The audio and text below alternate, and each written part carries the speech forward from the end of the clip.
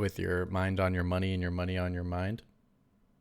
Always got to be checking that bank account. See what's happening.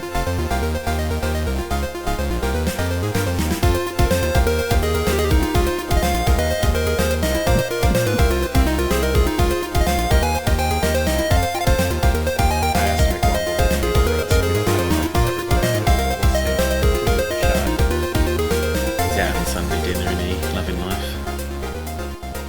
He said the weather. He said the weather was going to be better, and not that we live in the same part of the UK, but it was awful this morning. But it has got better this afternoon. Really? Well, we got the weather report. Welcome. We are live. Welcome to Pixel Pints. We are the only global gaming podcast that covers two great things, which is good beer and video games. I'm your host, Mitch, and we got a special guest here today. We got OTTAPPs from the number one Essex-based podcast. I can't believe I said that correctly. And Phil Spencer's favorite podcast to be on. How you doing? Yeah, I'm good, thanks. He hasn't got back to us on our offer for him to come on. I saw that he did. He sort of lowered himself by doing the XCast. I thought he's definitely going to want to do idle game chat now, but no response yet. So, yeah. Other than Big Phil rejecting us, I'm doing good. Thank you. Is he afraid of the big questions, the hard questions? He might be. He might be afraid. They gave of him those medium big balls on that kind of funny XCast. They did better than I thought. They did better than I thought, but they still gave him medium ball questions. I was like, There's a lot of places they could have gone down into the weeds with him and tucked him up, but they didn't. But there you go. I guess they want to. I was really hoping they'd go into, do you really need Activision Blizzard? How come you can't make good games with your current games? Well, we'll get to that because he did slightly say something about that in his comments. But we're going to go around to the next spot, which is Liam. How you doing? I am doing good. I am playing the much maligned Jedi Survivor and having a lot of fun. So, how many hours are you into that? Oh, probably about maybe 25. I want to say. Okay. Yeah, it's a lot of fun. It's a much better game than the first one, but the performance. If you hate performance problems, you might want to wait a little bit. It's sort of like, it's weird because you talk to people about it and they go, "Oh yeah, I had terrible performance in this part," and I'm like, I had great performance in this part, but I had terrible performance in this part. They're like, I had great performance in that part. I was like, what? It's not consistent at all across anybody. Yeah, there's so many external factors that can relate to performance that it's for a game like that of how open it is. That makes it extra complicated because of there's so many external factors around the environment, or something that you did in one part of the environment could affect everything else. So, I only had one path crash though, and that was 2 hours ago. So okay, not bad. Not too bad. Well, those are our two co-hosts today, and they are from the UK, which is super nice. If you didn't know, that's the weather report from the UK. They only live in one location, so that's the weather report for the entire country of the UK. The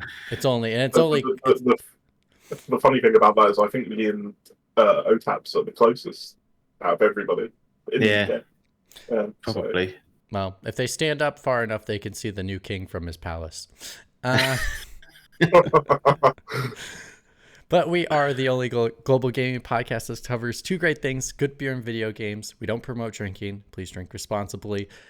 We are live here on twitch.tv/pixelpints every single weekend. If you want to know when we go live, follow us on Twitter at pixel_pints or on Instagram at pixelpintspod. On Instagram, we just post fun pictures. Twitter is where it's at if you want to know when we go live. We do archive all our episodes on twitch.tv/pixelpints and YouTube and any podcasting service around the globe. OTTAPPs, you got your own podcast. Why don't you do a little bit in there for you? Yeah, so if you want to find the podcast that I post, it's mostly every week, unless there's a bank holiday in the UK, which we've had 2 in a row, so we've had a couple of weeks off, but every Monday, it'll drop on YouTube or your favourite podcast app. Just search for Idle Game Chat, and you can hear us recap the news of the week, and then at the end, finish off with some impressions of a game or a bit of hardware that you can play today. Awesome. They do great stuff. Follow them. Thank you. Subscribe to their stuff. Do it. Right now. But still listen to this podcast. But don't mute this. No. Don't mute this. We tell you important stuff. Anyway, we do have a section where we talk about good beer and video games. So we obviously have to talk about good beer. But the question we is, don't. Does anybody have beer to talk about? What's beer? These are like the wrong 3 people to have on the show to talk about the beer section. I don't have beer, but I have some bubbly here. Whoa. What are you celebrating? Well, this is for Keith mainly. I know he's not here today, but he's such a big fan of the royal family. I know he loves Prince Charles and he loves Lizzie.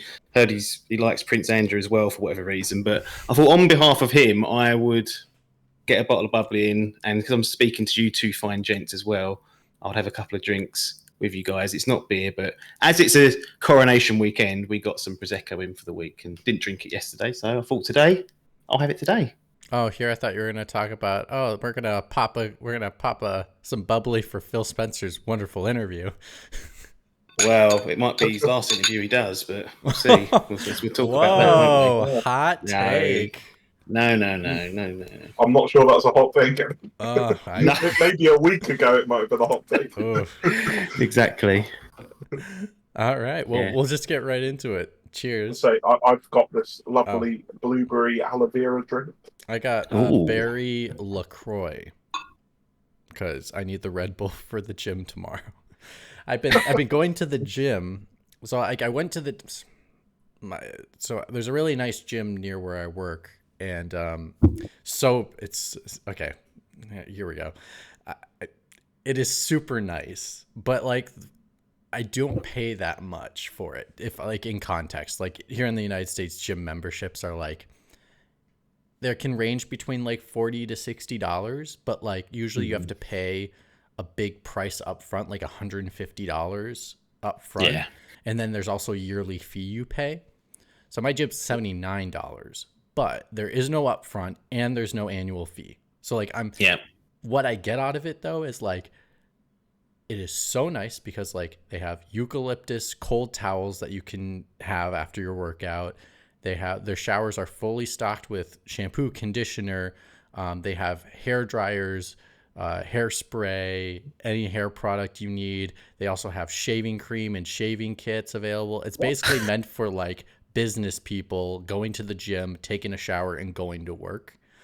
Bloody hell. It is so convenient. I just joined it a couple weeks ago, but then unfortunately I got hurt. I re-aggravated an old injury of mine from college when I played tennis, and so I was out for like 2.5 weeks. So I just went back, and I went for 3 days straight. Can't move my legs, but that's okay. I'm still gonna go play tennis today. But yeah, it's I need the Red Bull for the morning because I have to get up at 6:30 to get there on time. So it's just like, ooh. Damn. No. Well, since Liam asked what is beer, I'm going to ask what is gym. What is this? There's a place you go and you lift some weights. Oh, okay. I use this great defense for you. I use this great OTTAPPs. You shouldn't go to a UK gym because they're nowhere near as nice. Oh, the word to describe a UK gym would be the opposite of elegant. Oh, seriously? Yeah. Interesting. Now I use this app called Volt.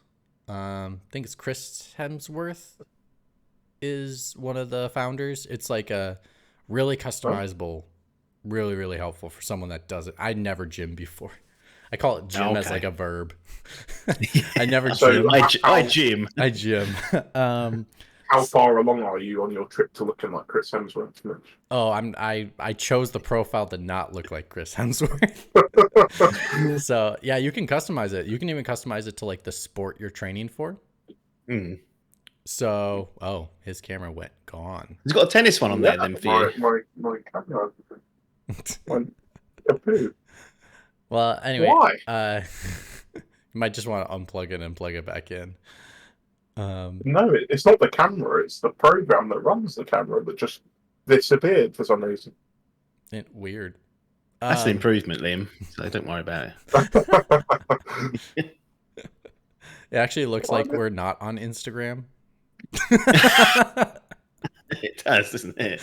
It's just missing the little dot to be like up in the other corner. Oh my God. We are on Instagram. Don't worry. We're not leaving Instagram. Elon Musk doesn't have Instagram. We're not leaving Instagram. Yet. Yet. But like the cool thing about the app is actually it lets you customize to the workouts based off like a sport. So like if I wanted to make it like football and I could choose a specific position, or I chose tennis or swimming, it'll choose your workouts based off that. Or you could just do it generically, being like, I want to be toned, or I want to focus on building all muscle and be like Chris Hemsworth.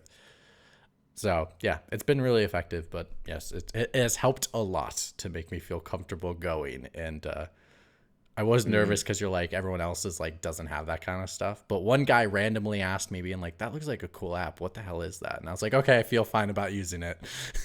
I used to work in the gym like when I was younger, doing like sales of memberships, and you'd be surprised the amount of people that don't know what they're doing. They're all pretending like they know what they're doing.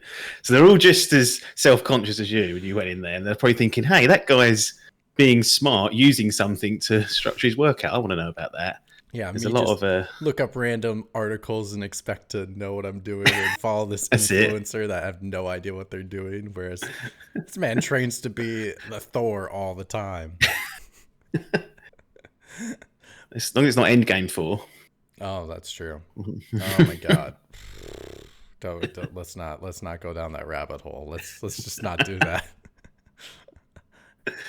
How's Liam doing? Do I need to keep? Do we need to keep distracting, or should we just move on? You can just move on. I can hear you fine, but my camera has decided it doesn't want to work today.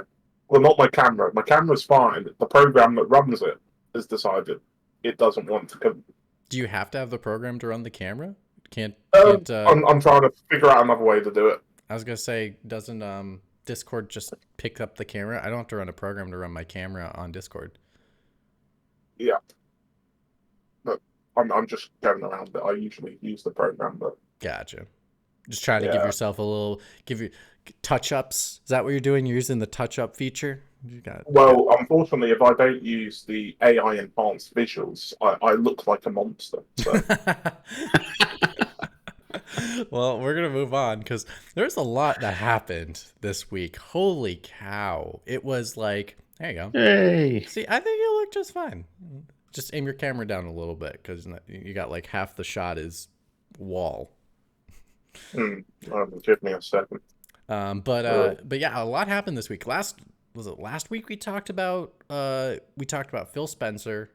We talked about Redfall, kinda, because it was talking about 30 frames, 60 frames per second. Is that just the new standard now in games? Is that what we expect? And then it kind of turned into we talked about the acquisition not going through. That's what we talked about. It was a 3-week Xbox talk, basically. And we were like, oh, Redfall's this is big for Redfall coming up. And Redfall came out to lackluster reviews. Let's talk about that for a quick minute before we talk about Big Phil countering with his interesting discussion and, might I say, very scandalous talking points that I don't know makes any sense to any person that has worked in games. But we'll get to that.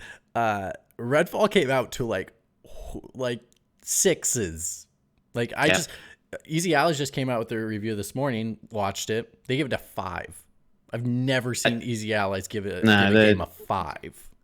Yeah, they tip it on the higher end, I find, like within the 7 to 10 range. A 6 maybe now and again, but I don't think I've seen a 5 in all the times I've watched the reviews. Question: has either you played it? 1 and 2. What's your thoughts on this on this Redfall, like coming out to be like this? Do you want to go, Liam? I guess. Yeah, I was going to be happy to play it before reviews came out. I thought it would be a little bit lacking compared to other Arcane games, but my goodness, I did not expect it to be the mess that it was. And I immediately commented with not just people in our chat, but some of my other friends who were going to give it a go and said, yeah, I'm not playing that. I'm not playing that. That's a waste of time.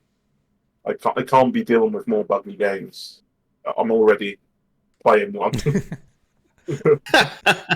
With your enjoyment, though. At least it's enjoyable. Yeah, exactly. At least it's a good game. But underneath all the bugginess of Redfall, there's a lovely shit game.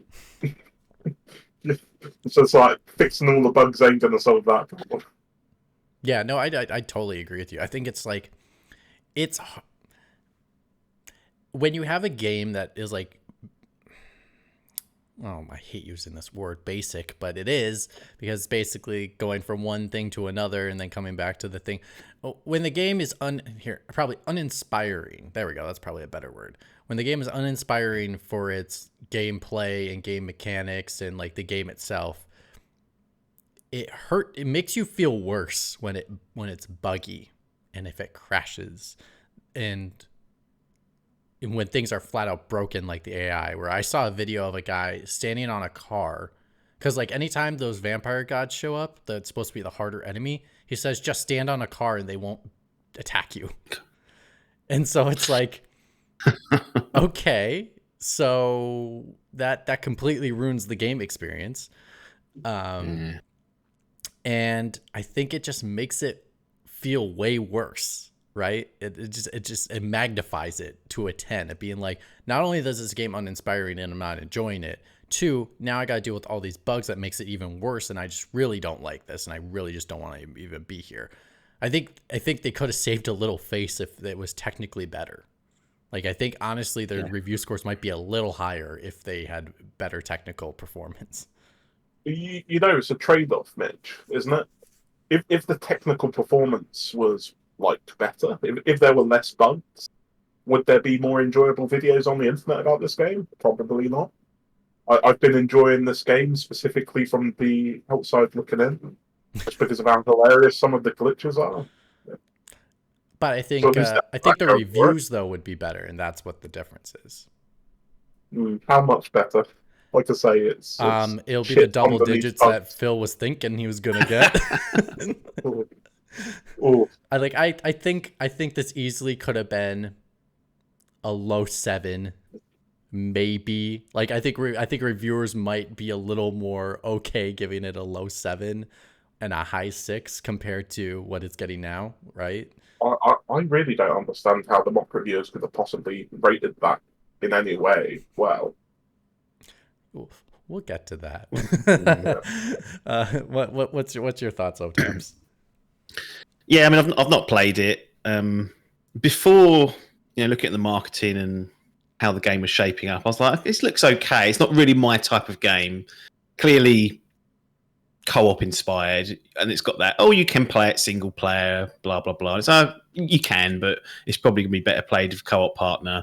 I was thinking, well, maybe it'll fill that space of like the Division 2, which I sometimes jump in with a mate. We just play 2-player, we run around and, dick around in there for a while. And then, the reviews dropped, and from stem to stern, just looks like a really poor product from top to bottom. Creatively uninspired, not a lot going on under the hood, and then full of bugs and just a bad product to ship and put on your platform and market, as a big deal, only for it to be a massive letdown. If they just kept quiet and just sneakily released it, I'd understand it. But they had this thing front and center, and it just compounds the kind of negative energy space that Xbox as a brand has got at the moment, whether that's the acquisition talk or the games or Game Pass games. It's just another one of those notches, which is already a brand that's struggling to get momentum consistently. We get sparks of it here and there, but a consistent sort of 1-2 punch, they've been lacking for a while. So as soon as I saw the reviews, I was like, well, that immediately, I've got to waste my time with that. And maybe one day it'll be better and be worth just diving through for 10-12 hours as a sort of like a mindless fun exercise, but it's never going to be a top quality game in my opinion, so likely just to avoid it, and a real shame, because could have been a little surprise note for them. The only saving grace I will say is that it was just Redfall that suffered this. I mean, Redfall itself, I said I wasn't that interested in. It would have been a surprise had it been really good and kind of broke out, but thank God this wasn't Starfield, Let's just hope that isn't Could Starfield. be. And It still it could be. I'm not saying it's not going to be, but that's if you're going to lose one ship to the, in the battle in the sea, this is one that you'd lose over Starfield. So the question they is, kind of got their warship waiting. How many ships do you have left? Like you're running out of ships, my friend. I know they are, but maybe they'll replenish them in June. But yeah, a bad look for everyone involved from top to bottom. Do you think, a question for both of you before we kind of move on to Redfall. Well, we'll talk about Phil's response to Redfall, and then we'll talk about Phil's response just to Xbox in general. But do you think this game is worth saving in regards to two questions. It's one, do you think this game should be saved by doing extra work on it and doing something like a Sea of Thieves where they spend a lot of time over the years to make it better? Do you think it is worth it? Two, do you think it can be saved? Or is it's just too bad from start to finish to even just try? I'm glad you asked this question because I was debating with Matt on Twitter the other day about this. And I do not need this game to be saved. I don't want it to be saved. They need to move on and do something else. As soon as they can. Do the bare minimum. Patch it a few times, make it a little less buggy, add the 60 frames per second, maybe a couple of extra missions, maybe a couple of very low effort missions that you probably remove from the finished product anyway, and then just do nothing. Leave it. It's a waste of time to even go back into it. The game is fundamentally broken in some ways that aren't worth fixing, I would say, personally. And yes, that does suck for all of the people that, and I say all four of the people that bought it at full price. At $70. But the beauty of having it on Game Pass means you can abandon it. And I hate saying this because it's so anti-consumer. But sometimes you should just abandon something because it should have never released. They should have cancelled this 3 years into its development or something. I don't know. But I do not want to see developers making this game better for the next 2 years when they could be doing other things. For instance, I don't know, maybe polishing Starfield a little bit more because that seems to be rather important at the moment. I mean, so hearing what you're saying, and I agree with you about canceling the project, I'm not sure. I mean, the way this game came out, to me, it seemed like this game needed one more year. And really because it seemed to have the bones of the structure they were going for, but really they needed one extra year to really develop more systems in the game, to flesh things out a little bit more, to even just have cutscenes, the legit animated characters. You could do a lot in a year, and I really think with a year of time, I think they could have done better. I'm really curious if this is one of those where it's similar to, Halo Infinite, where they had to start over again. I wonder if this project went through a startup where it's had to start all over again right after announcement or something like that. Or because I can't imagine this game coming out last year. I just cannot. How as one that has been in game development, I do not know how you released this game last year. So to say you was ready, makes me really question what's been going on. And that makes me really go, okay, maybe they started over in some aspects, that they had to start from scratch because just things weren't working how they were supposed to. And they're like, oh, we're not going to be ready for this launch date. And then this is them in attempting to try to fix what they were trying to fix, and there just wasn't enough time to fix it. Well, you say there wasn't enough time to fix it, Mitch, but this is one of my big problems when games release like this from Microsoft's, whether you say they're directly involved or not. I mean, we'll probably get into that later on, but a studio they own and are accountable for, and that they put as the centerpiece of their services, and one of their big services is Game Pass, there's no need for them to rush this out. If it's going into a subscription model, the Game Pass surely gives you the vehicle to avoid this very scenario popping up, forget about the creative side of it and whether the game itself may or may not have been good. The fact that it launched with so many problems just technically is diabolical. There's no sales pressure on this. Like, I hate it when publishers do this, but we've seen it when you see a game get delayed out of a year into late March, and it's because they want the game out for the fiscal year to boost some numbers, perhaps boost some sales, get a bit of cash back in. We've seen it time and time again. EA have done it a few times with Anthem and with Mass Effect Andromeda. That both weren't ready, but they came out because maybe they needed to come out before the fiscal year ended. And I thought with Game Pass, one of the net positives we would get as gamers is that there's none of that pressure's there. Yes, you need to feed the beast, but I don't think Redfall was ever going to move the needle in terms of subs up or down. I think there's enough content on there for them to keep the status quo. And yet here we are. They've released a game that clearly wasn't ready, was never going to be ready this side of the year, perhaps. And we're sitting here looking at an aggregate score of 60 on OpenCritic. It's like, what? Why did it need to come out on May the 2nd?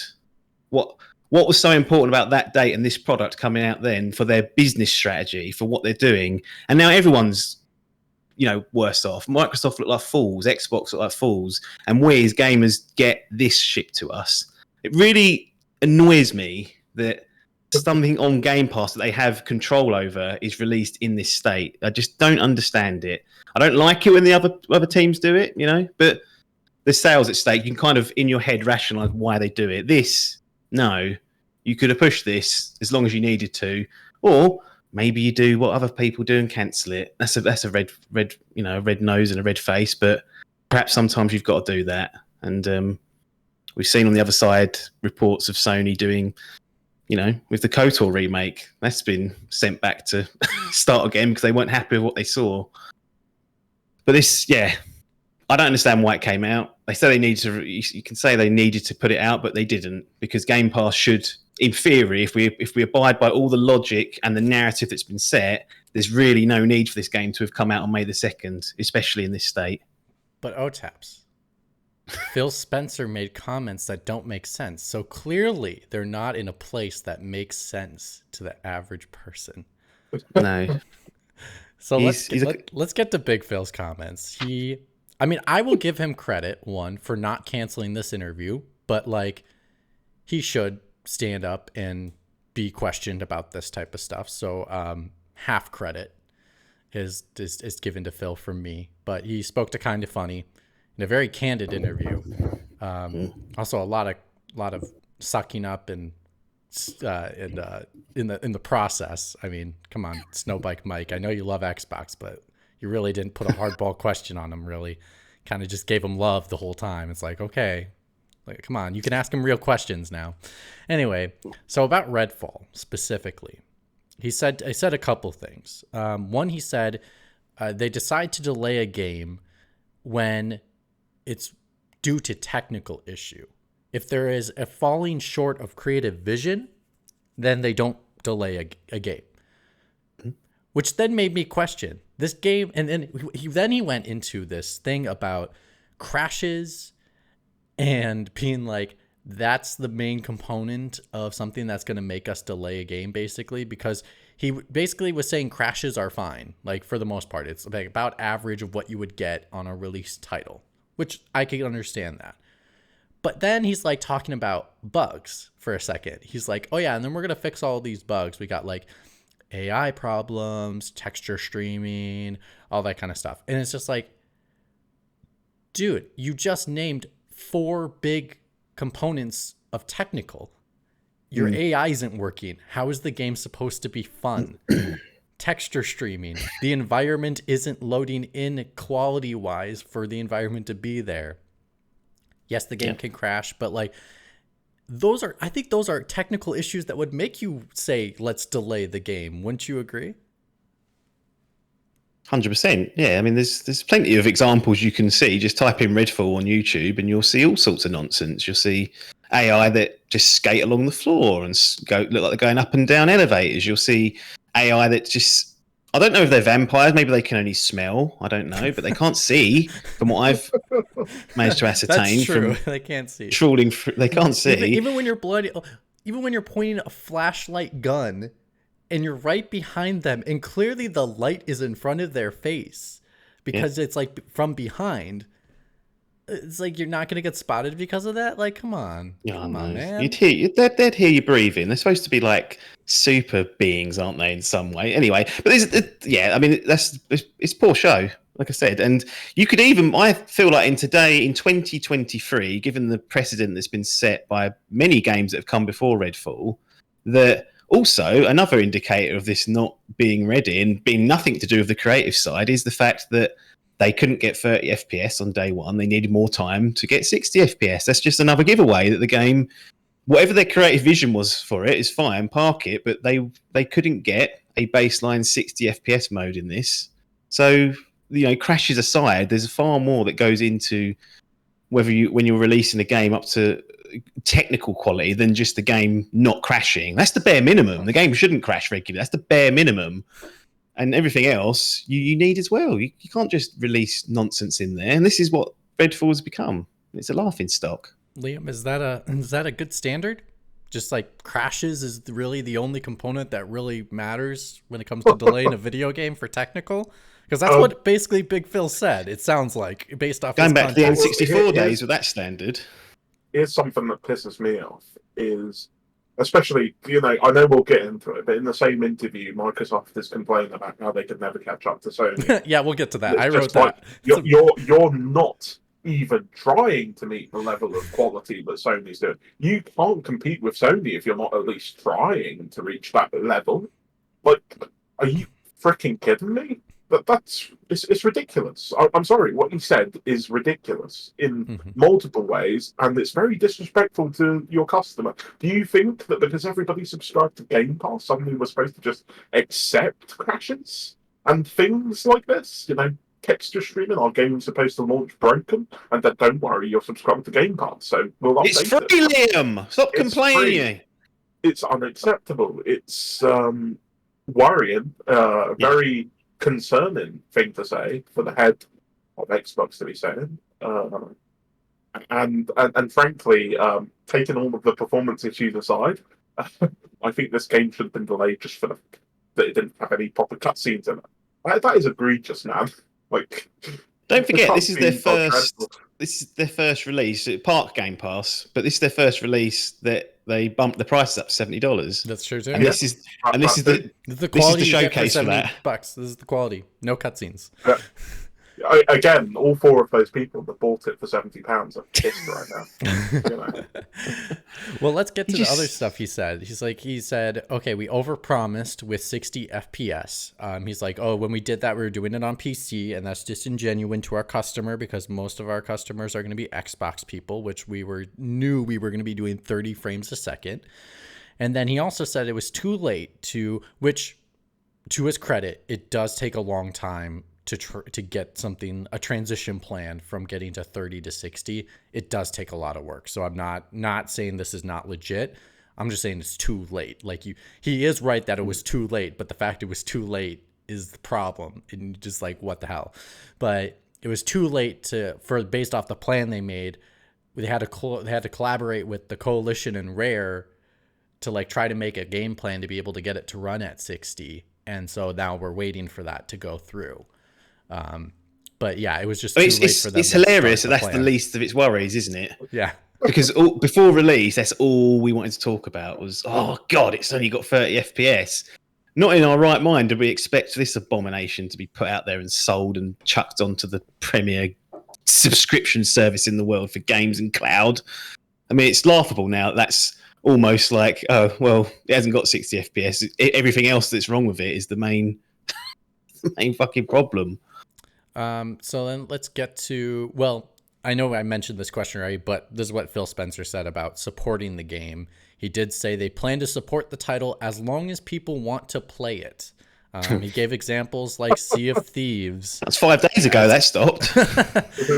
He did give his example of Sea of Thieves, saying we've supported titles like that for the long term and we'll support a title like this for as long as we need. But right now we are looking to support the technical side of the game, which also there he goes saying there's technical issues, but yet he didn't want to delay the game because apparently you don't delay the game unless there's technical issues.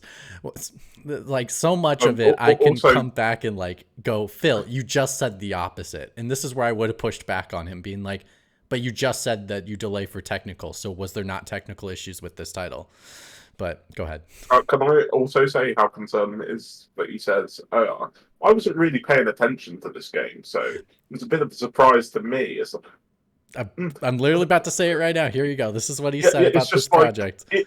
If you're the leader of a company like Xbox, you think you keep that one to yourself. Yeah, so this is what this is what he said in the acquisition of Bethesda. He said they did not, now this is not a quote, this is just me writing down chop notes. They basically said they did not assist them at all with the project until the end when it was too late. And then that basically because the product was farther in production, they felt to keep their hands off of the project. And then also they said like, they're way more hands-on with Starfield because that was earlier in production comparative to this title. But let me just say, and this is something that David Jaffe said, and this is not from me because Shuhei is covering his ass. Shuhei's not the Shuhei isn't the head of first-party studios anymore. But when Shu was around, and you can look at many interviews, not just David Jaffe, you could see it in the God of War documentary. PlayStation checks up on their games. They check up on them hard. When they come into town, you are making sure that thing is looking good. And they are unrelenting for telling you what they think. Like they love their studios. They want all the studios to succeed. But to think that they aren't giving you the hard criticism, that's and they also like that's basically you're trying to tell them keep funding our title. So for Phil Spencer, how in the world are they not over there and being like, what the hell are you doing? Like, what is going on? You have no AI.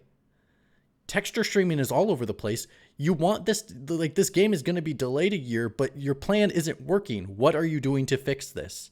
Like this, how are you so hands off? And then maybe this is the problem with Microsoft in general. Like we talked about this with Halo Infinite getting redone multiple times. Are they just so hands off that they won't tell their studios, like, you guys, this is not good enough. This is not good quality.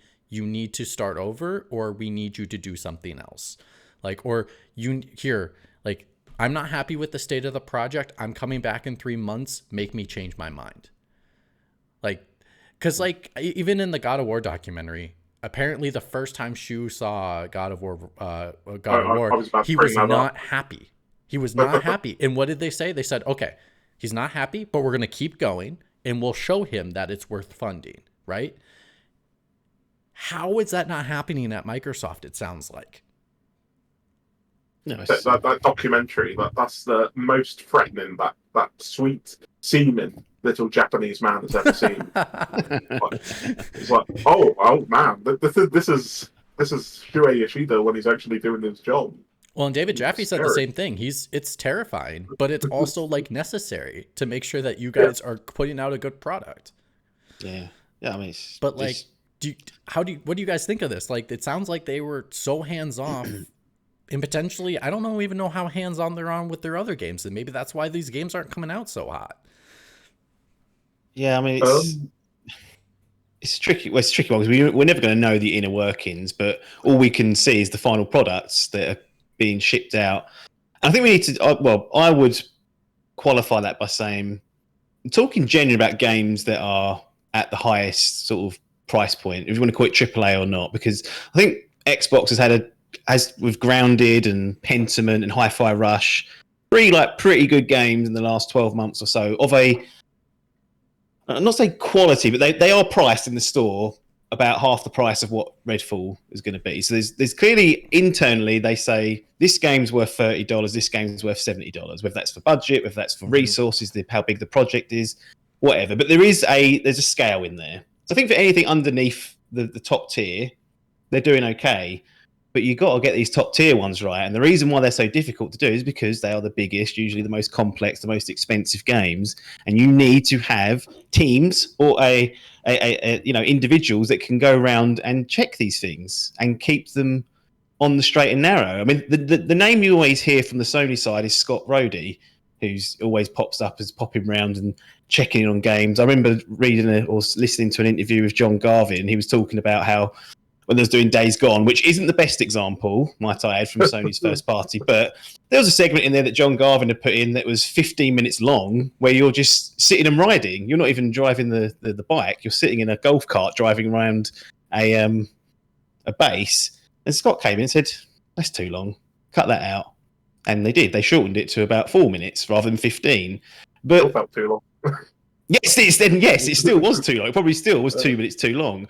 But if you just allow creatives to just go off and do as they please, they will go off and do as they please, and they'll make good stuff. They can make great stuff, but they need to be reined in sometimes.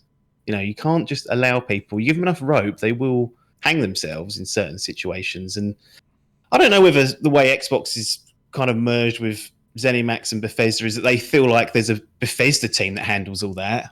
We don't need to send anyone from our side because Bethesda do it. But Bethesda's track record really has not been the best on the technical side. I mean, they bought them after they shit the bed with Fallout 76. So if that's not once we're merged, let's have a look and restructure this and get some of our people in. That was the alarm bell there, and they seem to have missed it again. Well, it sounds like basically Phil said Matt Booty, sit down with the head of Bethesda or ZeniMax technically, and that's all they do. Yeah. And what's he going to tell them? It's great. Because they run as their own entity, but yet he's in charge of them. It's fine to run as your own entity, but when the product's crap, maybe you should readdress that and change the way you're working because they might need some help. And maybe they didn't say it, or maybe they didn't ask for it. It's apparent that this was quite just concerning. I said when the acquisition to Bethesda went through, I think it was like within a month they basically got the jobs of a bunch of people. Now I imagine a lot of that was on the publishing side and things like that. But did they cut a bunch of jobs for important people but never replace them, or even think about having extra levels of quality control? Because like you say with 76, if I was purchasing Bethesda, I'd be thinking, we've got a year to figure this out, or a little less than a year. And here's the kind of things we want to put in place once this acquisition goes through. We're going to make sure these games are more polished and all of this, and put some formulation of a plan in place so that you'd never end up with another Fallout 76. But here we are with another Fallout 76. So worse in some ways, because at least to some people, some weird people, Fallout 76 would have an underlying good game in there somewhere. Not sure I ever agree with that, but sure. The other thing for me is like, I don't know, and actually no. I'll move it to the other topic because like this is more about an Xbox issue than it is. But like, final thoughts on anything Redfall related from Big Phil, Bethesda. Actually, the question for me is: are you more nervous about Starfield? I think you'd be. How can you not be?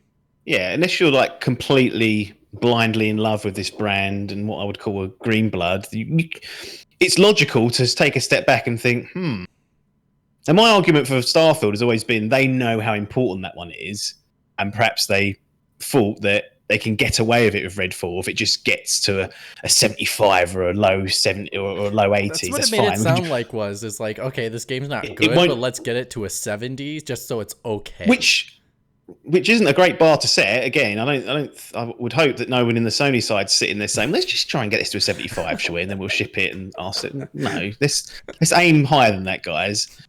So it's not logical to take a step back and think that Starfield couldn't suffer the same fate. Now, I do feel that's being treated slightly differently. Big Phil kind of alluded to it, but it's words and not actions. We'll find out come September. But gun to my head, I still think Starfield will be good, if not great.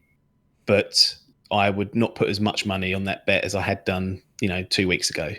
You know what's interesting, right? I feel like every single team at Microsoft probably got a little bit more, just a little more, I guess, meaningful, like, talks with Microsoft when they got bought by Bethesda. Because you got the crown jewel Bethesda Game Studios, obviously, from the get-go, come on, they were probably the biggest reason why they even bought the company. Tango Gameworks, they went to them seeking, advice on how to deal with the Japanese market, from Shinji Mikami. They go to Machine Games, obviously, because they have the Indiana Jones project, and they go to Tango as well for Hi-Fi Rush, and obviously id, because it's id. But when it comes to Arcane, a studio that was making the PlayStation 5 timed exclusive game and whatever the fuck Redfall is. I feel like this was the one team that would potentially get lost in the process a little bit. Maybe. Yeah.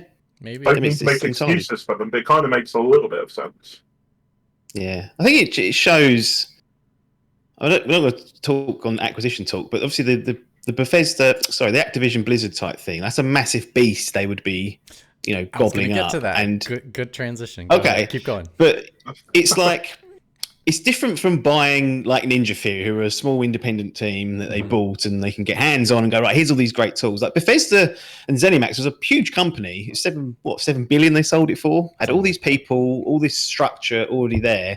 I think what we're seeing in this case, and it's not an excuse because you still ultimately are responsible for what you put on your platform and how you market it. We're seeing that there's a lot of layers and a lot of complexity when buying a big publisher. So what would happen if they got Activision Blizzard? Now, Activision Blizzards can be a bit spotty sometimes. They're not exactly creme de la creme all the time. And you wonder how much change... Because here's the thing. We were talking about people coming up with fantasies. Oh, they'll bring back this IP, that IP if they get Activision. It's like... I don't know if you're going to have to just drill down into that massive beast and start ripping teams apart and, all the teams that are assigned to support Call of Duty... And this is just a really small example of that Bethesda is almost a 10 times in terms of value, a smaller business to take over. And still, 2 and a bit years in, they're saying they haven't got clear communication lines or control over what's necessarily happening and what the output is.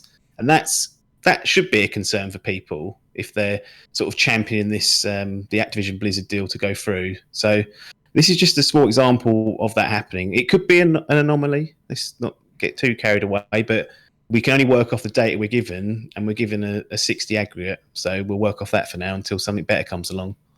Yeah, no, I don't disagree. I think it makes it a little more nerve-wracking if they were able to take on Activision Blizzard King. It sounds like they would treat themselves as their own entity again, which then also is, well, where is the supervision? Because in the end, and here's the thing, in the end, Xbox is on that title. From now on, your brand is on that title. You should have the most crucial quality control to make sure that they don't fuck up your brand, which is basically what's happening. This game messed up their brand. Phil Spencer looked depressed on this podcast because he looked broken, didn't he? He was, and I don't blame him. I mean, I blame him, but I don't. I half get of it was the CMA, but I get. It's been a tough few weeks, isn't it? Sorry, country music is just so difficult. But it's just this tarnishes your name. This Phil, your name is on this. Regardless of I want to be hands off, I want creatives to be creative. Creatives can be still creative, and yet you can still make sure that they don't mess up your brand, right? Yeah. It's your responsibility. If you're not trying to protect your brand, then what are you here for, right? And that's what I'm nervous about. Like, besides, I don't want like big acquisitions. I'm not a fan of them, regardless of what company does them. I don't care who you are, even the one that I work at. Like, I'm not a fan of acquisitions. It's just not my thing. I think I like a more. I think acquisitions don't make the games industry better. But anyway, what I'm trying to say is basically, besides that, like bringing them in, I have no faith. Even after his excuses on how we're going to relook at our process, like talking about things where I'm like, dude, how many years have you been on the job? Because like some of the things you've said in this interview you made yourself sound like you just got here. You've been here 9 years. 9. Did you not learn anything from all the other games that you've been developing and failing to create? Like, how many times do you have to fail before you actually like do change in your company to make your brand look better? Like, that's what's frustrating. Is like, yeah, come on, Mitch. You know that making great games won't increase their market share. So don't try that nonsense. Don't try and throw Phil under the bus, because we know that's to be okay. actually true. You want to go there? Let's go there right now. Phil Spencer said, and I think I'm just going to go through all the quotes and we'll talk about them all.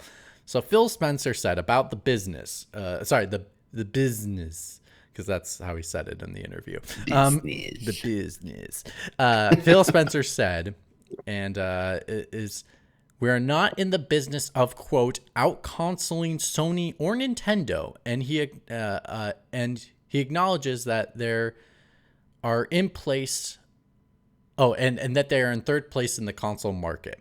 And there isn't a great win or solution for us. He also said things that he rejects the argument that you just said.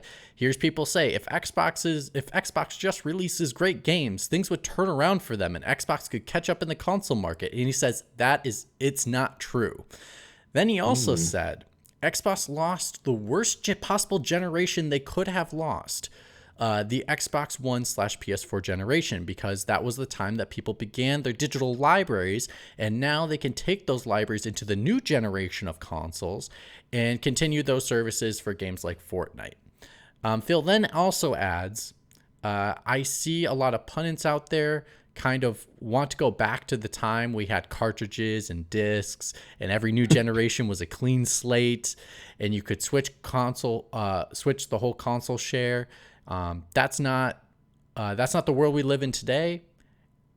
There is no world in where Starfield is an 11 out of 10 and people start selling their PS5s, but they might buy Xboxes. Anyway, Phil ends the conversation saying there's no way Xbox to win by trying to be, quote, the green version of what the blue guys do. He said they could have that they have to take a new path, which they're pursuing, like Game Pass and xCloud so heavily. That is what Phil Spencer said. Holy cow, there's a lot. Let's just get to the whole, this will not be solved if we make great games. Because I think that's total BS. Like, I think that part, I think people are like, there's two ways people are reading it. People are like, well, he's not wrong that like people aren't going to just like sell their PS5s. Of course they're not. But you're going to get more of the console share. You're going to get more people on your service if you make good games. Like, why do we pay? Because if you don't make good games, what are you? You're just a platform for someone to play a game. That's right. That's what Windows does. Mitch, as much as people like to misremember this, like going back when the PlayStation 4 and the Xbox One released, I remember there was a conversation going on, specifically within the press, with the people that had both consoles, that I thought was quite interesting at the time. And it was that the conversation was they own both of these consoles. Now, it was a different story for consumers, but most of the reviewers were playing all of their games on Xbox One at the start of that generation, specifically because Xbox was delivering the goods. They had like that Dead Rising exclusive. They got Xbox One. Exclusive. You're talking about 360, right? No, the start of Xbox One, with all of the problems associated with that. all of the press were playing their games on Xbox One, Oh, the press. regardless Sorry. of it. Go ahead. Yeah. Sorry. Yeah, the press. And they had Sunset Overdrive, and it took Sony a little while to catch up and finally start releasing some good games. And then you just saw that conversation shift. Suddenly, oh no, I'm playing this multi-platform game on my PlayStation 4 now because I can't be bothered to turn my Xbox on. And it just got worse as the generation went on until Game Pass, and then things shifted a little bit more. And it's like you think that this is a battle. It isn't a battle. You're not going to get people to sell their PlayStation 4s. He's right. And when he says that they aren't going to catch up, I think to a certain degree that's right. And when he says that Xbox is always going to be playing second fiddle to that, I think he's right. But there's still a lucrative amount of money that can be gained by making good games. Like I just bought, I think it's really funny that I literally just bought an Xbox Series X. But just for Redfall. How'd that go? Just for Starfield, but we'll see how that goes. But it's a funny time to have bought an Xbox again with all of this going on. Well, that's what he should be counting on. He should be counting on people going, I have a PlayStation, but I need an Xbox. I want an Xbox. I want to play this. I want to play that. Yeah, let me hop on that for a second. But I'm gonna go back one more generation. I'm gonna go back PS3, Xbox 360. Xbox 360 was ruling. It was rocking. It was rolling. And Sony was struggling. Yeah. And then all of a sudden, what did Sony start putting out? Uncharted, God of War, The Last Guardian. What other titles can I think of off the top of my head? Anyway, they're putting out titles. Last of Us, yeah, thank you. You should know that one. Sorry, I'm so used to the PS5 version. But Last of Us, all that kind of stuff. And guess what happened? The console market switched. When we went to now, Xbox didn't help themselves when they did TV, sports for the next generation. However, when they did that, they also didn't have games. They had Rome, Rise of whatever that Rise, Son of Rome. Yeah, that one. Yeah. And then all of a sudden the games of quality for Xbox went down extremely.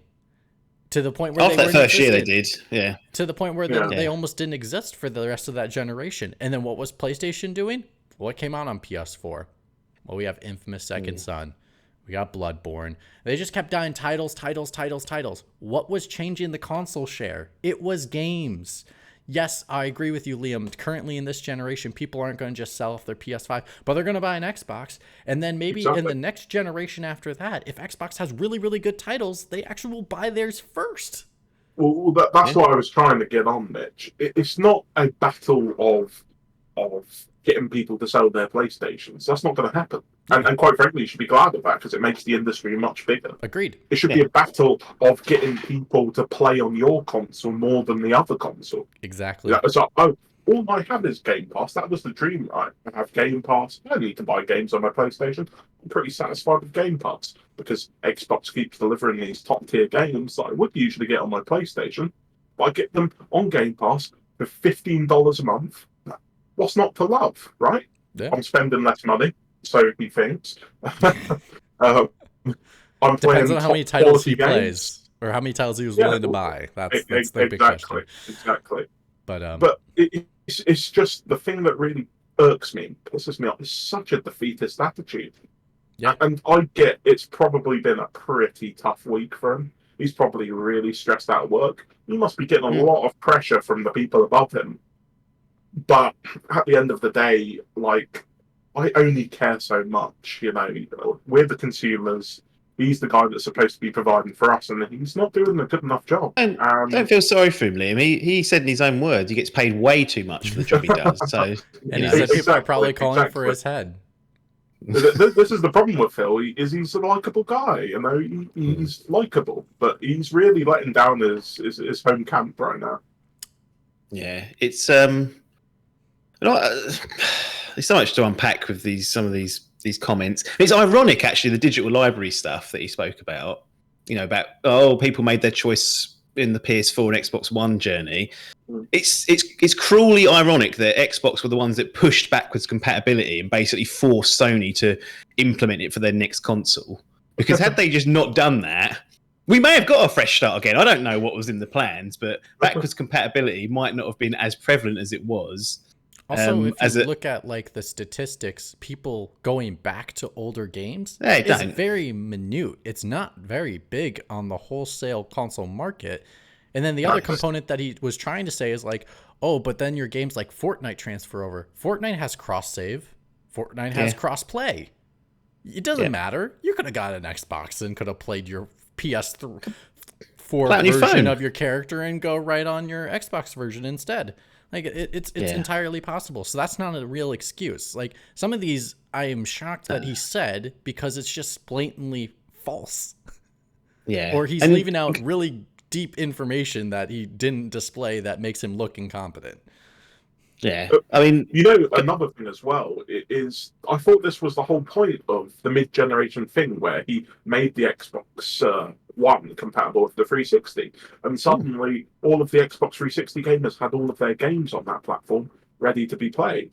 So it wasn't a question, I can come back to the Xbox interface or the Xbox ecosystem, and everything I had is just waiting there for me. It's like, it's sort of kind of funny because they're saying that they lost the battle to Sony, but they kind of didn't in a way because they stuck their foot back in the door. Yeah. I mean, just going back to just making great games won't change our market share. I mean, first off, I don't care about your fucking market share versus Sony. I really don't, Phil. I don't care about whether it hurts you in the boardroom that you're number 2. Like, if you're profitable, he's number 3. He said he's number 3. Sorry, he's number 3. He made it very clear. Nintendo is ahead of him. He's lucky Stadia didn't take off because he could have been number 4 at this rate anyway. But I really, as a consumer, I don't give a flying fuck about your boardroom battles about where you are in the console market. And I could go on a diatribe about that. I won't. But that's number 1 point. Number 2, making great games won't hurt you. Making bad games, as we've seen, will. It will damage your brand. It has damaged their brand. And we're sitting here dedicating a whole podcast this entire debacle because they made a shitty game and put it out on their platform as a first party release. So I know. Are they going to stop trying to make great games? No, obviously not. But I find it discouraging to hear him kind of say that, it won't change our market share. Who gives a fuck about your market share? Like, you're making enough money. We've seen your financials. You're not in the red. Microsoft could keep pumping money into that. As a end consumer, I want great games. So for you to come out and say making them won't change our market share, is that you telling me that your focus isn't on that and that it's on providing services and whatnot? Fine. But people that are out there kind of championing all the service type stuff, you have to focus on the video games, the products that are shipped, the things we play. The reason why we're sitting here doing a podcast at all is because we love to play video games. Hey, it's why I'm employed. It's why Mitch is employed. Why I was nearly unemployed several times, but that's another story for another day. But that's what we're here for. So if you're not going to focus on that, or you feel like that's something that's not a priority, or you think that making great games won't change your market share, I couldn't give a toss because I'm the one who's going to put down hard-earned cash and invest, more importantly to me actually, invest my time into playing a product that I won't get back at the end of this life. I won't be able to cash that in. I don't get a new monthly check of time. They go, you've got another 2 years, Mr. Appleyard. And I go, thank you. That's not how it works. It's gone. So I don't like these comments. I don't want to go too hard on him because he was clearly... He doesn't talk like that, and his whole mannerism was completely different to what you see. One of the reasons why I quite like listening to him normally is he's very, very jovial and, gamers, all this sort of stuff. But that was something else. And I've got no sympathy, though, for people jumping on these quotes because they're not... I don't think as someone who loves video games and not the vehicle in which they are given to me or sold to me or packaged to me, that is that's not something I care about to hear, quite frankly. Yeah, I think the mentality he really just believes is that, I'm all good with him saying we don't have to do the green guys don't have to do what the blue guys do. Totally agree with that. That's fine. And you are. You could be a challenger brand. Yeah, that's fine. That's fine. And you're totally not doing that. Like Nintendo is not doing what the blue guys do either. Like no one's doing what the blue guys do because the blue guys Where's do Nintendo's it well, right? digital library from the Wii U that got carried over, which made them sell 100 million Switches? Yeah. But anyway, no, actually, they made some great games. Oh. Yeah. Oh, sorry, Breath of the Wild? Wait. I'm sorry. That's not a good game. Not that. Not that game. Also, wasn't them buying Bethesda the thing that was supposed to counteract Sony?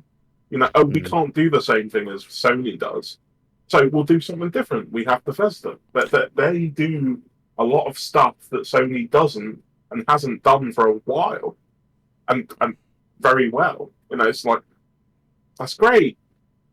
You aren't using that to your strengths, you know. Yeah, basically that comment, like in general, just makes me feel as if he cares more about being a storefront and a distributor than a game maker. And if that's what you are, accept it and walk away from making games. Because like if that's the mentality you have, is like making good games is not going to change our market share, then don't make games. Like that's... Or maybe they should just focus on making games. Get rid of their console. Just put Game Pass on PlayStation. If this is the kind of attitude they have, we can never catch up. We'll never sell more consoles than them. The reason why it's one way forwards, and it's Game Pass.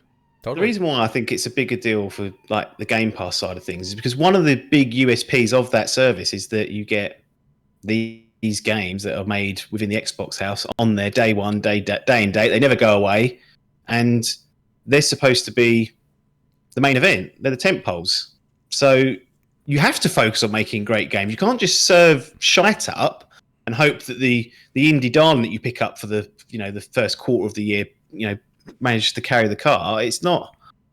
It means more that your games are better than ever because you're selling us this service, and your USP with that service against looking at PlayStation Plus Extra, which has hundreds of games to go and play on for a similar price, including a bunch of first-party titles, including Horizon Forbidden West is literally on there right now. It is, and the trump card that Phil says, well, day and date, you'll get Redfall, and that's not that's not an advertisement of the product. Redfall. So it's baffling. Well, to second your thing on this, and it's like to back you up on this. Phil also mentioned, I didn't put this in the quote, but he mentioned it is harder for them to get first-party exclusives. I mean, sorry, to get second-party and third-party exclusives, which... Sorry, that's the game. I wonder why. Yeah. Yeah. It's like, if you can't even make good games, and you can't bring good games to your platform because no one will sell you to them as exclusives, but they're fine to sell it to Sony, they're fine to sell it to Nintendo, what's the problem? It's you. Philip. It's me. Hi, I'm Phil Spencer. I'm the problem. It's me. So let's get into that. Let's actually like.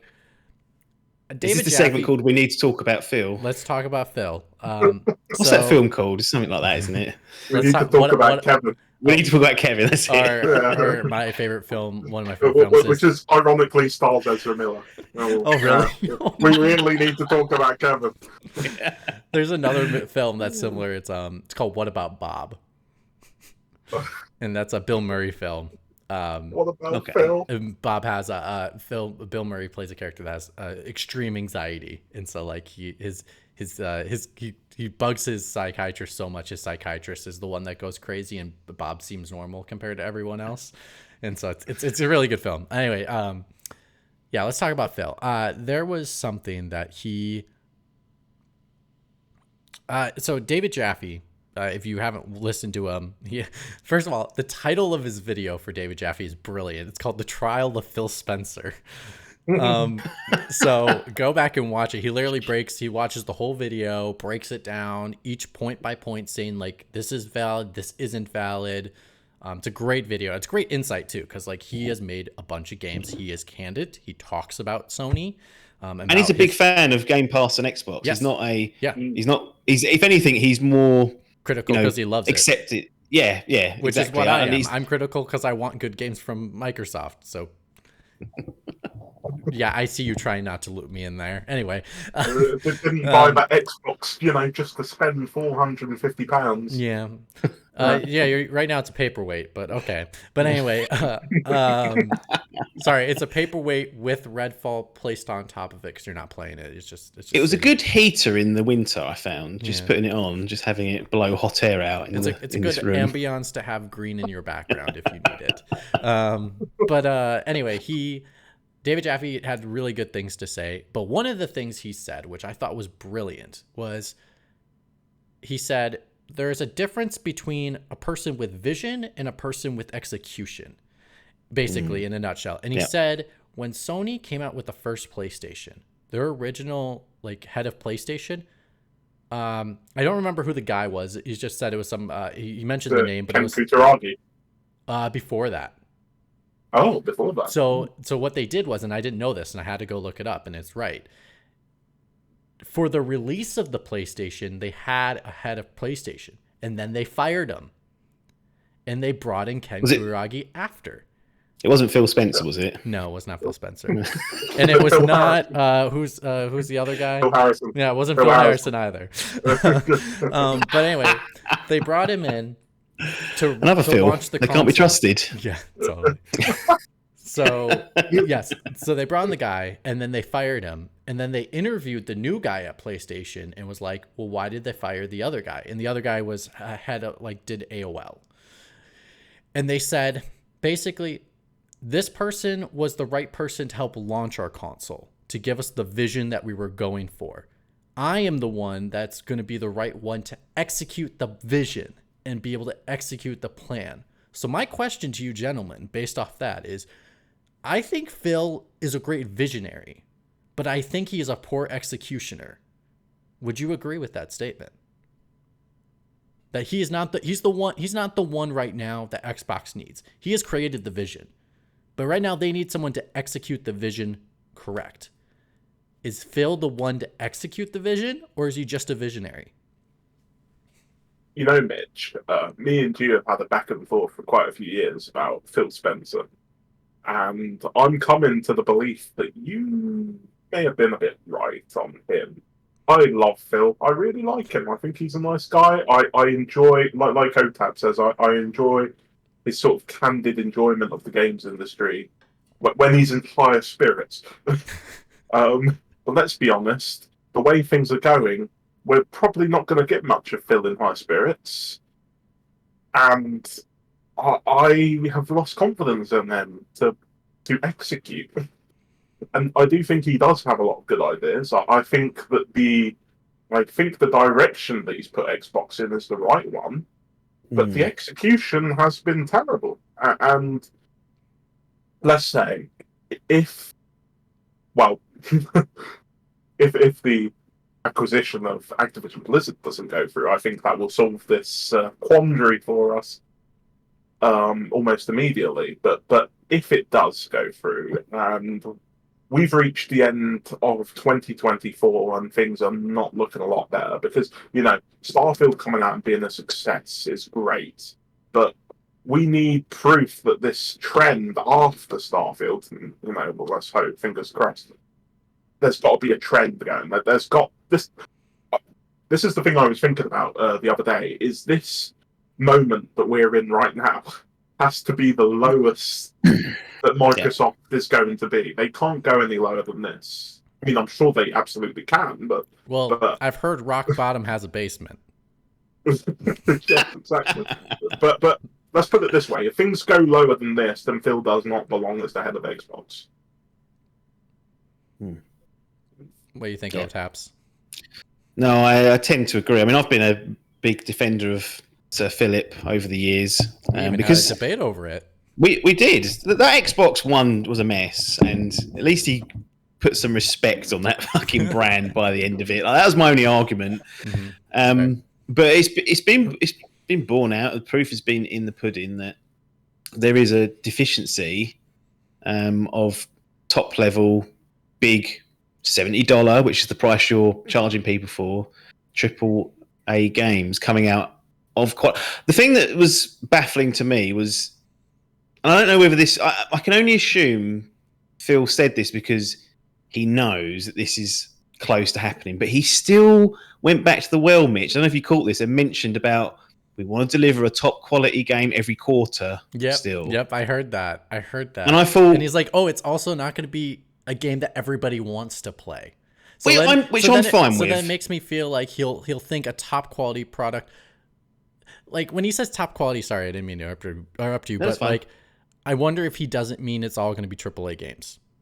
I don't think it will, and I think that's what he was trying to say. He didn't want to call Pentiment out and say we sell that game for £15 in our store. That's what we think it's worth, and say, we're gonna be shipping those sort of games. But I think that's fine. Like my mate, I've always said that if you get 2 big AAA games out a year as a platform holder, you're doing well. Like the minimum should be 1. If you get 2, you've had a great year. If you get 3, I don't know, you need to be, promoted to another level of it. But can I come back at you a little bit? No, I don't accept criticism. I just, considering what they own, I think a top quality AAA game every 3 months is entirely acceptable to me.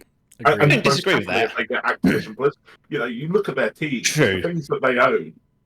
And it's like, if they don't release, like going forwards, if they don't release a top quality AAA game every 3 months, we can make a bit of leeway here and there, but that should be the rule that they're trying to go for, considering what they have. And if they fail to meet that, then there's something very wrong with their development teams. Also the service that they're doing, which is a Game Pass service, like Netflix has to have a hit show every month or every couple months for me to make me want to keep doing my subscription.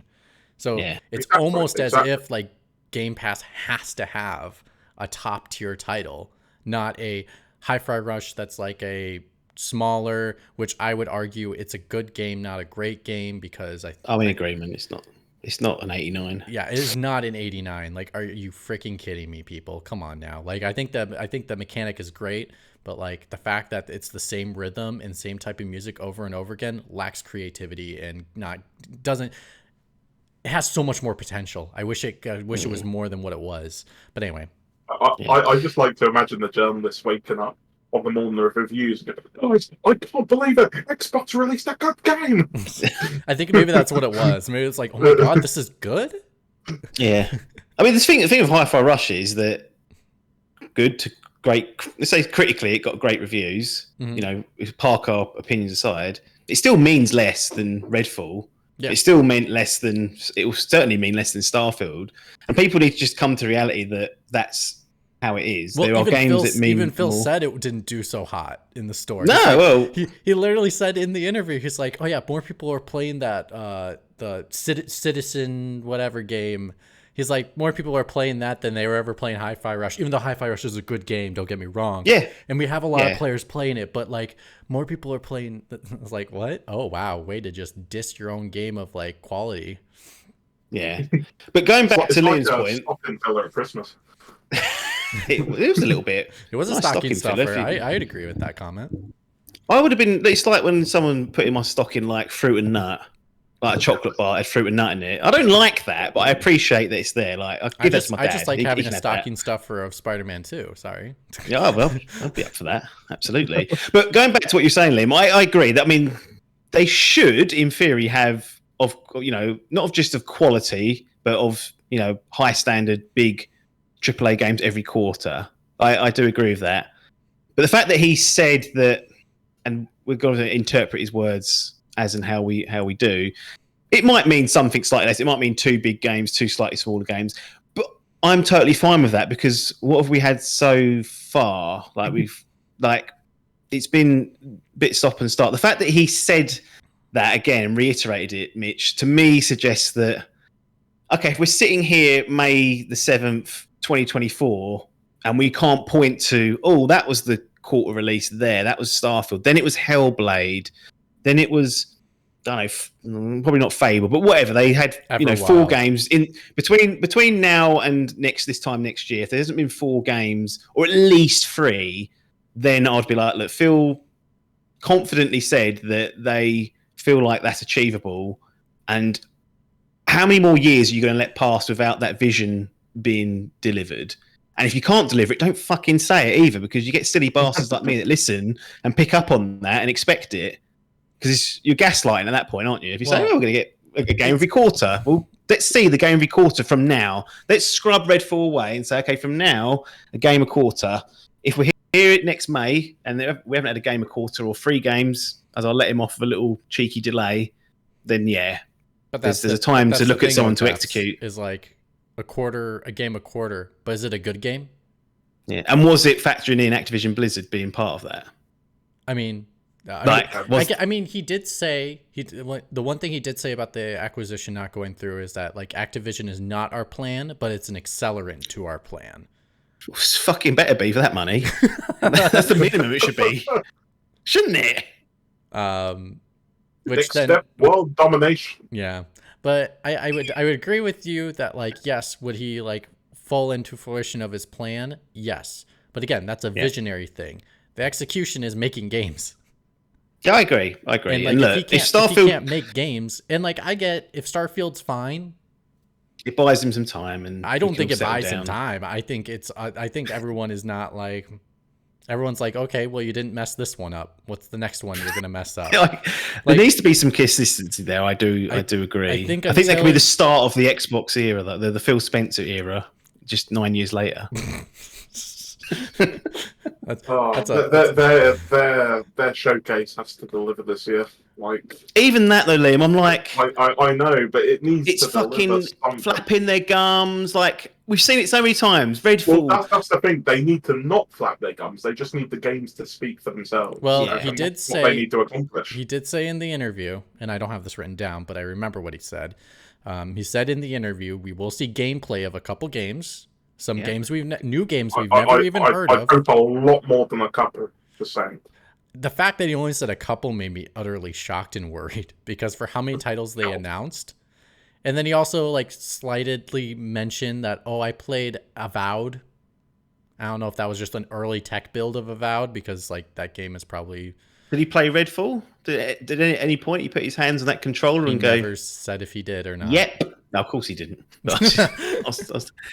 He can't have done in the last couple of weeks. Yeah, he just basically said like a bunch of games on the list that Paris Lily mentioned, which was like Perfect Dark, Hellblade, Everwild, all that kind of stuff. He was like, oh yeah, we'll have a couple gameplay of a couple of those. We're gonna have new games you've never even heard of. Which I'm like, you don't even need to give me new games I've never heard of. Give me the ones you talked about. But the thing is, Mitch, that's what you're talking about is great, and I appreciate Phil saying that and trying to sort of calm us down with that. But that's again a visionary thing. These games have got to execute, and that's what we're talking about at this moment. It's like they could have the best showcase ever. We're going to do X, Y, Z. And everyone's like, fucking hell. Look what Xbox is going to do. 2 years ago? That was their showcase. All the CG trailers about here are all the studios we have. This is what they're all making. Oh my God. We didn't have our ducks in a row.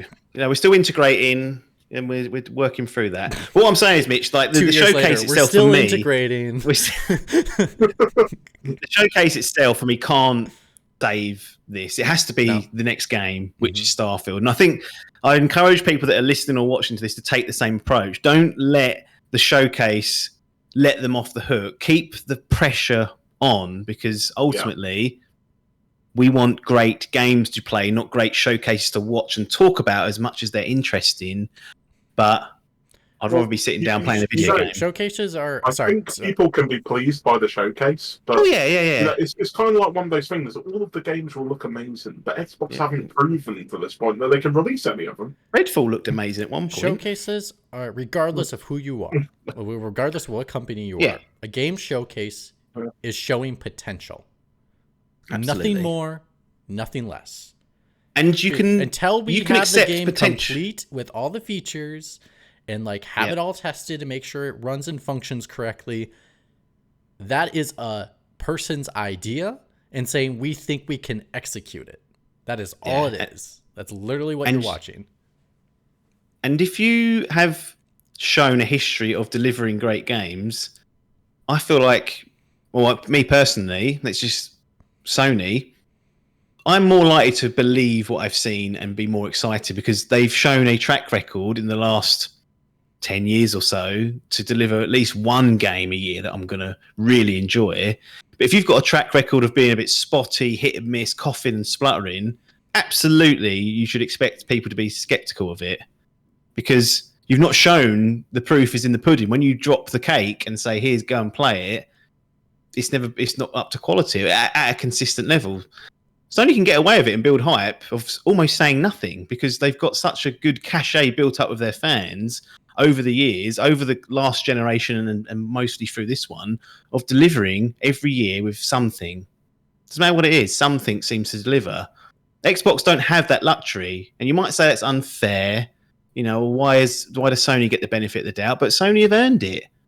Sony have earned it over the course of a decade and a generation and almost a half at this point of delivering on that front. So you got to work harder to get people's trust. And they're absolutely not going to sell their PlayStation 5s when PlayStation is still just delivering great games once or twice a year. It's as simple as that. Yeah, and like, to not say Sony has not had misses is not something like, it's totally true. It's fair. Yeah. Sony has not hit every game they've done. But when they hit hard. And when they hit pretty consistently. So like, they'll have good hits and then they'll have a banger just like somewhere in between where it makes everyone talk, about the awards, where they're getting all the acolytes, where they're getting all the press coverage because it's some of the best titles you could ever imagine in your quality. Like, when has Xbox ever had a God of War Ragnarok? Tell me. Go back to the 360. Sea of Thieves is really successful. And then we get further Forza Horizon. That was the highest game on Metacritic that year.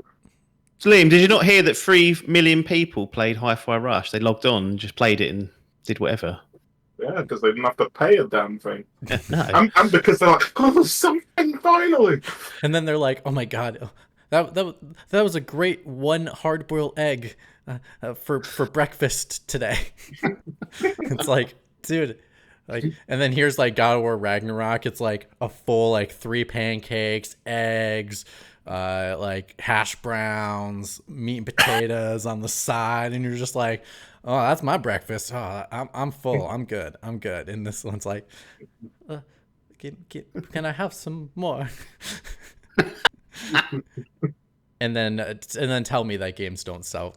It's like, it's the same argument that I think had on Sifted with Shane and Matt, where we're just talking about the consoles, and we're like, no one cares about the consoles. They care about the games. And if the games bring you to your console, that's the point. That's the whole point. Software sells consoles. That's exactly why Call of Duty is such a big deal in the acquisition. Yes, because if that was to ever go exclusive, because it will sell a fucking console. It will. The whole thing's founded on that entire argument. And I do think the 360 and PS3 is almost the best example of that, because 360 came out a year earlier, came out at a cheaper price. I mean, the PS3, the price of that was just extortionate in the UK. I'm not buying one of them. I want to get a 360. But guess what got me to get a PlayStation at the end of the generation is because they had Uncharted 1 through 3 and The Last of Us to cap it off, plus Metal Gear Solid 4 as an exclusive. And I went out and I got a PS3 finally and played the games. And that inertia carried over to PS4. And here we are.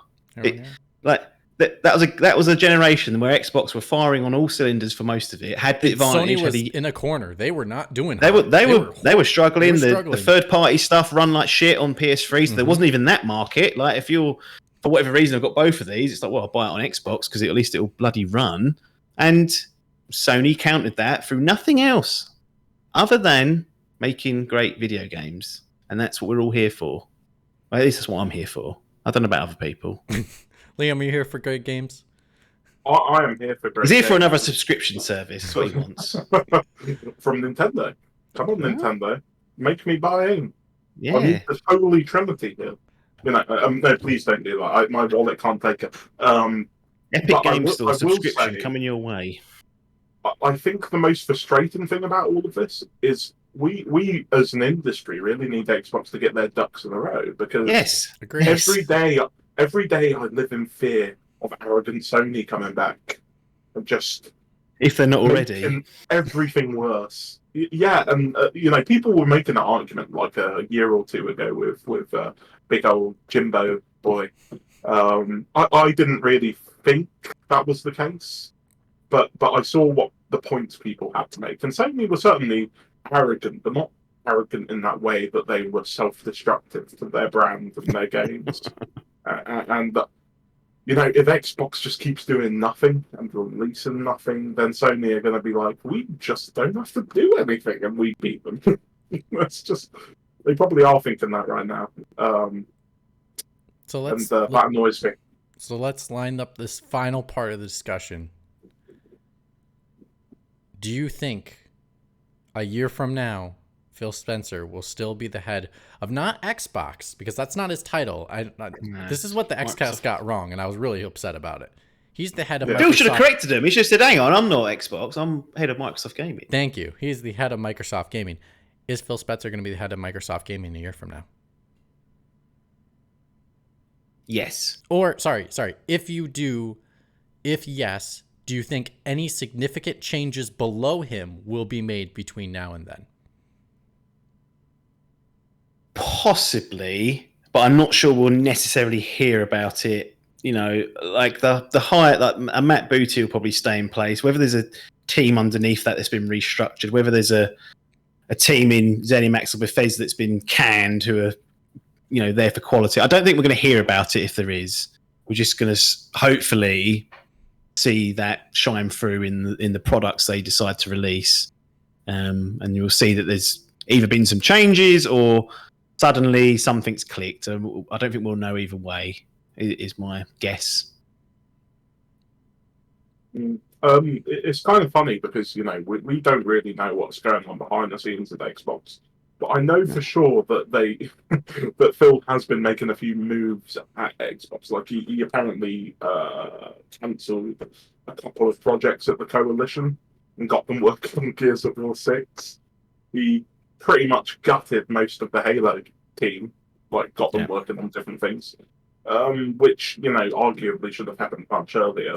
But I just wonder whether he's making these moves appropriately or not. And it could take years to find out whether they're making the right moves or not. And I'm just so nervous for their future. Well, for his future, I'm very nervous for his future. I just want to make a point to say that if if the EU closes down the Xbox deal, then Phil should be out on his arse straight away. Full respect to the guy, I like him, but you can't continue on after a deal like that falls through, and you end up paying Activision Blizzard something like $3 billion. It's just, you need new management if that doesn't work out, because he's the person that basically pushed the CEO Satya and Nadella to go for that acquisition. So yeah, I think. But if it all does go well, then I fully expect Phil will still be the captain of the ship a year from now. If I was Phil right now, I'd be firing Matt Booty. If I was Phil right now, isn't it ironic that Matt Booty does seem to be the person to fire, but ironically had nothing to do with Redfall? Had nothing to do with Redfall, but he has had to do with the bad output from Xbox. Yeah, I 100% agree. I mean, he's the back then Shuhei Yoshida. He's head of all the worldwide studios and checking up on them and making sure the games are going up to snuff and being up to quality. I'd fire him in an instant if I was trying to save my own ass. Phil's not that kind of guy. I don't know if he would. Probably not. He's too nice. But do I think he'll be here a year from now? I think he will still be here, even though I don't think he should. I really don't think he should. I really think. Will he still, if he is gone, will he still be in Microsoft somewhere else as like a subscription manager or whatever they come up with? Nah, he's not going to take a downgrade from an Xbox. No. So if anything, they maybe move him to like another department in Microsoft, but not part of gaming. But nah, I think he'd just be out. I also by Amazon Luna. True, he could be. Yeah, that would be. He maybe helped out a little more than Phil Harrison. But I just I don't know. There's something cursed about Phil's and being heads of companies. So if you're a Phil, watch out. But But I'm basically, I mean, if it were me, I'd imagine them just getting rid of all of leadership and starting all over from scratch. It depends on what their goals are. This is the thing we're never going to be privy to. Like, True. What are they asked to do and what are they delivering against? Like, we know that they didn't meet the Game Pass subscriptions because that was widely reported, and there were bonuses or whatnot withheld and whatnot. That's fine, but they may well just be happy being in third place, but still making a shitload of cash. Like, it may well be that much cash though. They're not making that much. They're making money. They're not, as far as I see. And again, it's all hidden behind the whole Microsoft beast because that's how it's reported. But it seems like they're doing okay. We will never know for sure unless someone comes out and says it.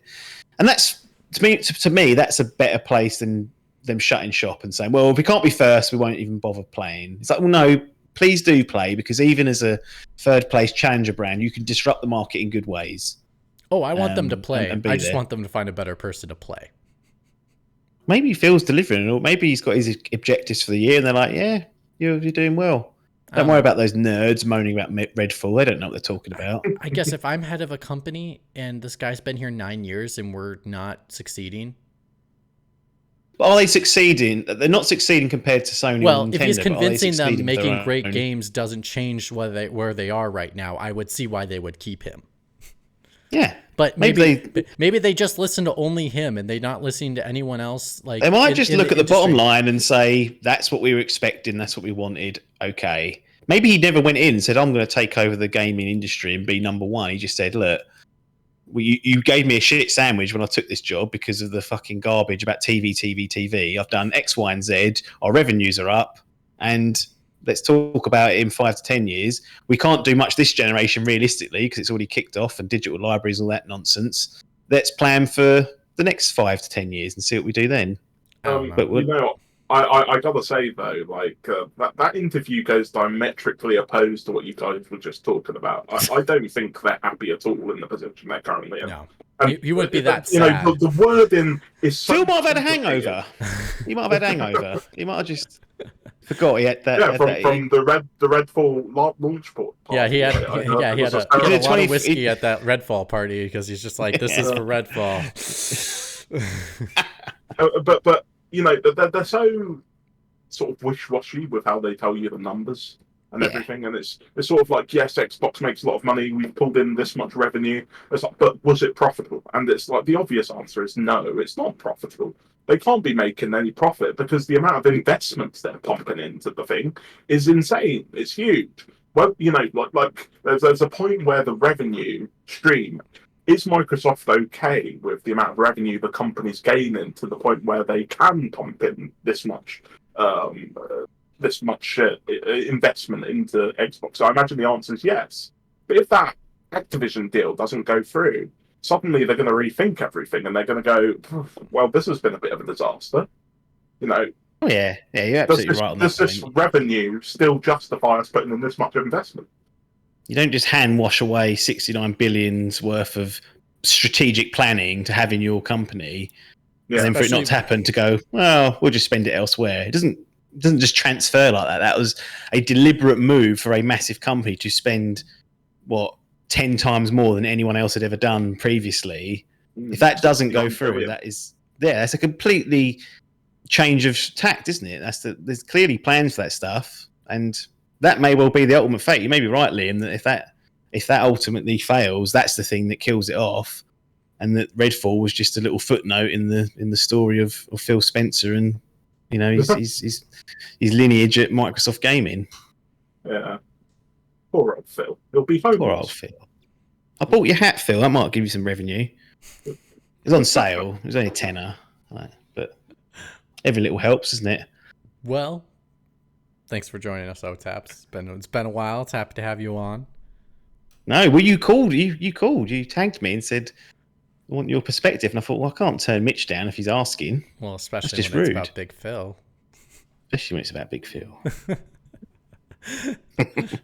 Well, if you didn't know, Liam, not Liam, I'm sorry, OTTAPPs is Dimp Digital, idle game chat. Check it out. Podcast is great. Liam's great as well, but he just doesn't have a podcast. Sorry. Yeah. I ain't got time for that. You got this podcast. Yeah. Thanks for joining us. And on that note, we out. Cheers.